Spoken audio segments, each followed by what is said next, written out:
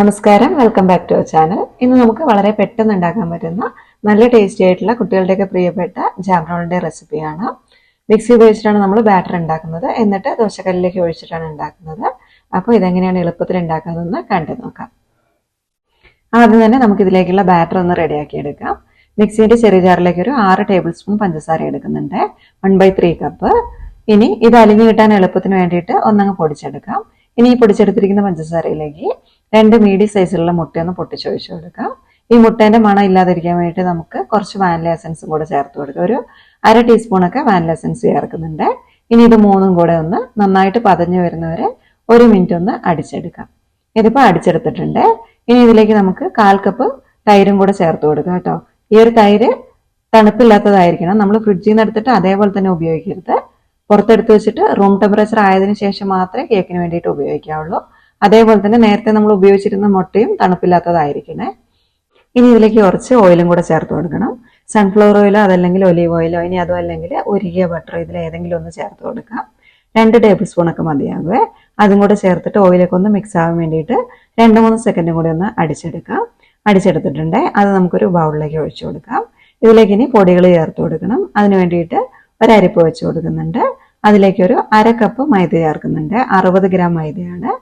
അതിൻ്റെ കൂടെ തന്നെ ഒരു 1/2 ടീസ്പൂൺ ബേക്കിംഗ് പൗഡറും 1/4 ടീസ്പൂൺ ബേക്കിംഗ് സോഡയും ഒരു നുള്ളു ഉപ്പും കൂടെ ചേർക്കുന്നുണ്ട്. എല്ലാം കൂടി ഒരു സ്പൂൺ വെച്ചിട്ടൊന്ന് ഇളക്കിയിട്ട് അരിച്ചങ്ങ് ബാറ്ററിലേക്ക് ഇട്ട് കൊടുക്കാം.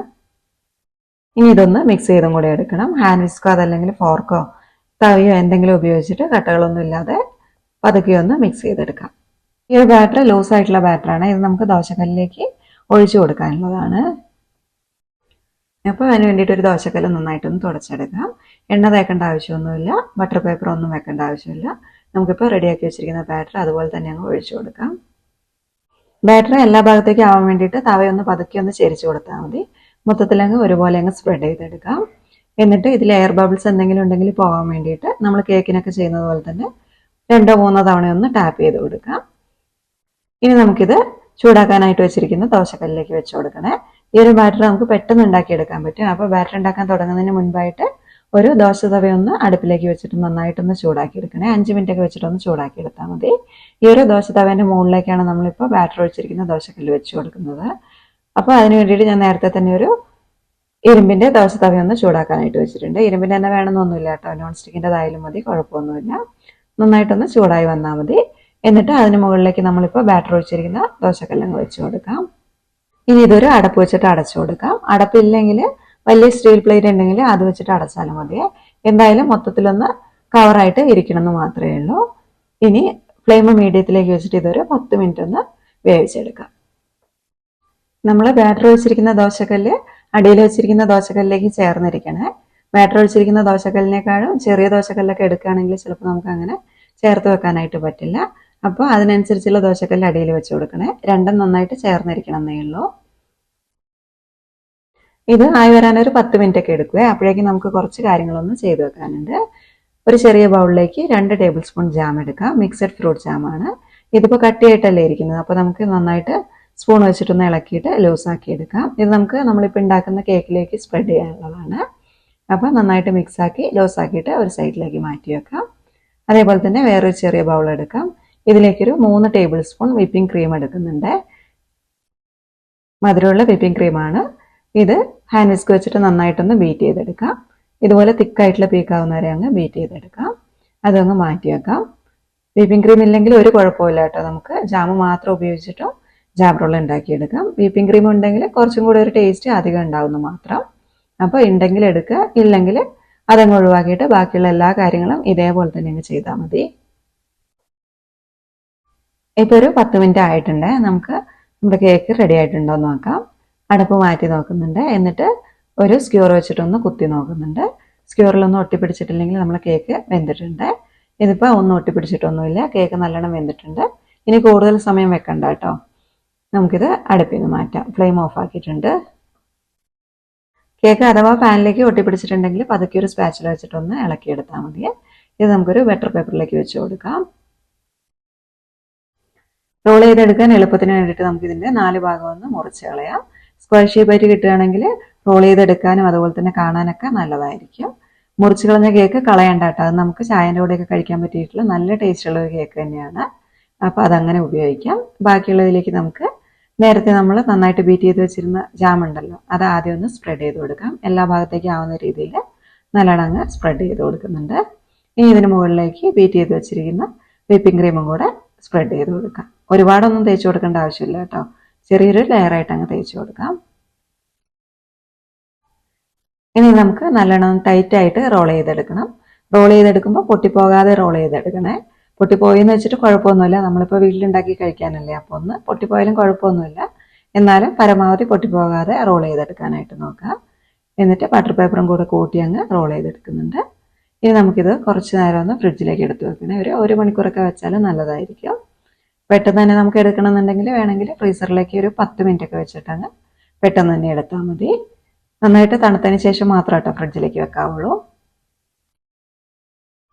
അപ്പോൾ ഇതൊരു 1 മണിക്കൂർ ഫ്രിഡ്ജിലേക്ക് വെച്ചിട്ട് എടുത്തതാണ്. നമ്മൾ ഇതുപോലെ ഫ്രിഡ്ജിലേക്ക് വെക്കുന്നത് ഇതൊന്ന് സെറ്റായിട്ട് വരാനാണ്. അതേപോലെ തന്നെ നല്ല ടേസ്റ്റും ഉണ്ടാകും, നമുക്ക് നല്ല സ്ലൈസ് ആയിട്ട് മുറിച്ചെടുക്കാനും പറ്റും. അപ്പോൾ നമുക്കിതൊന്ന് തുറന്ന് നോക്കാം. ഇത് നമുക്ക് ഇതേപോലെ തന്നെ കട്ട് ചെയ്തിട്ട് ഉപയോഗിക്കാം കേട്ടോ, നല്ല ടേസ്റ്റ് ആയിരിക്കും. കുറച്ചും കൂടെ നമ്മൾ പണ്ടൊക്കെ കഴിച്ചിരിക്കുന്ന പോലെയുള്ള ആ ഒരു ടേസ്റ്റ് കിട്ടാൻ വേണ്ടിയിട്ട് നമുക്ക് കുറച്ച് കാര്യങ്ങളോട് ചെയ്യാനുണ്ട്. അതിന് വേണ്ടിയിട്ട് ഒരു പാത്രത്തിലോട്ട് മാറ്റി വെക്കാം. ഇനി ഇതിലേക്ക് നേരത്തെ നമ്മൾ നന്നായിട്ട് മിക്സ് ചെയ്ത് വെച്ചിട്ടുണ്ടായിരുന്ന ജാം ഉണ്ടല്ലോ, അത് ഇതിന് മുകളിലേക്കൊന്ന് തേച്ച് കൊടുക്കാം. ഒരു സ്പൂൺ വെച്ചിട്ട് എല്ലാ ഭാഗത്താവുന്ന രീതിയിൽ അങ്ങ് തേച്ച് കൊടുക്കാം. അപ്പം അതൊക്കെ ഒന്ന് തിരിച്ച് എല്ലാ ഭാഗത്തേക്കും ആവുന്ന രീതിയിലൊന്ന് തേച്ച് കൊടുക്കുന്നുണ്ട്. ഇനി നമുക്ക് ഇതിലേക്ക് കുറച്ച് ഡെസിക്കേറ്റഡ് കോക്കനട്ട് കൊണ്ടുവന്ന് ഇട്ട് കൊടുക്കണം. ഡെസിക്കേറ്റഡ് കോക്കനട്ട് വാങ്ങിയത് വേണമെങ്കിൽ ഉപയോഗിക്കാം, അതല്ലെങ്കിൽ നമുക്ക് വീട്ടിൽ തന്നെ ഉണ്ടാക്കിയെടുക്കാം. ഒരു 2-3 ടേബിൾ സ്പൂണൊക്കെ മതിയാകുമേ. വീട്ടിലാണ് ഉണ്ടാക്കുന്നതെങ്കിൽ കുറച്ച് തേങ്ങ ഒന്ന് ചിരകി എടുത്തിട്ട് അത് വെള്ളം വലിയുന്നവരെ നല്ലോണം വറുത്തെടുക്കാം. ഗോൾഡൻ കളർ ആവേണ്ട ആവശ്യമൊന്നുമില്ല കേട്ടോ. വെള്ളം ഒന്ന് വലിയുന്നവരെ നന്നായിട്ടൊന്ന് ഫ്രൈ ആക്കി എടുക്കുക. എന്നിട്ട് അത് തണുത്ത് കഴിഞ്ഞതിന് ശേഷം മിക്സിൻ്റെ ചെറിയ ജാറിലേക്ക് ഇട്ടിട്ട് ഒന്നങ്ങ് പൾസ് ചെയ്തെടുത്താൽ മതി. അപ്പോൾ നമുക്ക് നല്ല ഡെസിക്കേറ്റഡ് കോക്കനട്ട് കിട്ടും.